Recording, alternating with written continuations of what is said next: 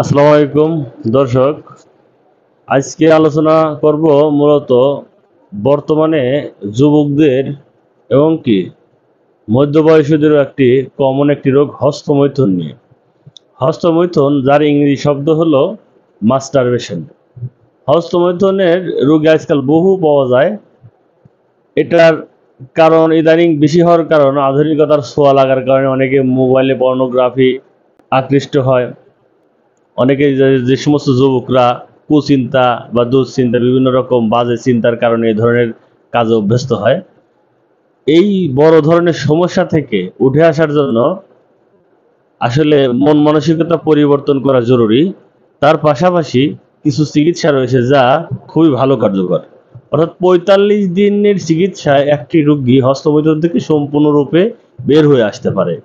এটার প্রথম অবস্থায় যেটা আমি ৩ ভাগ বিভক্ত করি, অর্থাৎ ১৫ দিন ১৫ দিন ১৫ দিন। প্রথম ১৫ দিনে সেটা হবে ক্যালাডিয়াম সেগুইনাম ৩০ শক্তি এবং চায়না ৩০ শক্তি। এই দুটি ওষুধ একত্রে মিশ্রিত করে, অর্থাৎ ২০ ফোঁটা মাত্রায় একত্রে মিশ্রিত করে সকালবেলা খালি পেটে, দুপুরে খালি পেটে এবং রাত্রে খালি পেটে, এইভাবে ৩ বার সেবন করতে হবে। এই নিয়মে ১৫ দিন। ১৫ দিন পর আবার ১ থেকে ২ দিন মধ্যবর্তী গ্যাপ দিতে হবে।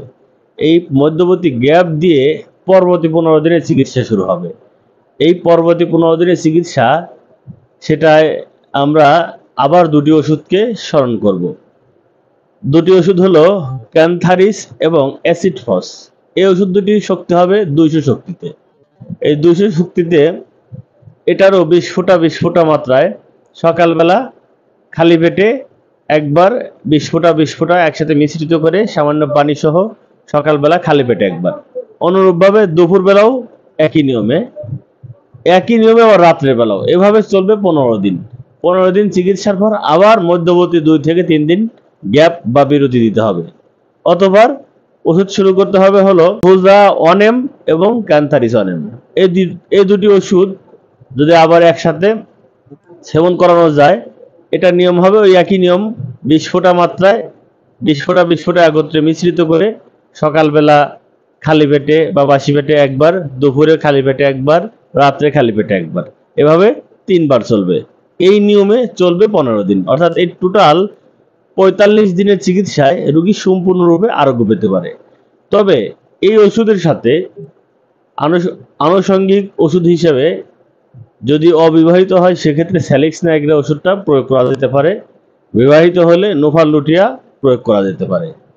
এইভাবে চিকিৎসা করালে এই বর্তমান দুরারোগ্য একটি ব্যাধি, কমন একটি ব্যাধি যা সহজে আরোগ্য হতে চায় না, এই ধরনের একটি ব্যাধি থেকে রোগীকে সম্পূর্ণরূপে আরোগ্য লাভ করানো সম্ভব হয়। তো আজ এ পর্যন্তই। সবাই ভালো থাকবেন, সুস্থ থাকবেন। আর যদি কারো কোনো পরামর্শ লাগে আমাদের অনলাইনে হটলাইন নাম্বারে মেসেজ করতে পারেন, বা হটলাইন নাম্বারে হোয়াটসঅ্যাপ খোলা আছে, ওখানে মেসেজ করতে পারেন, হটলাইন নাম্বারে কল করতে পারেন, অথবা আমাদের ইনবক্সে মেসেজ করতে পারেন। তো আজ এ পর্যন্তই। সবাই ভালো থাকবেন, সুস্থ থাকবেন, এই কামনায় বিদায় নিচ্ছি। আসসালামু আলাইকুম।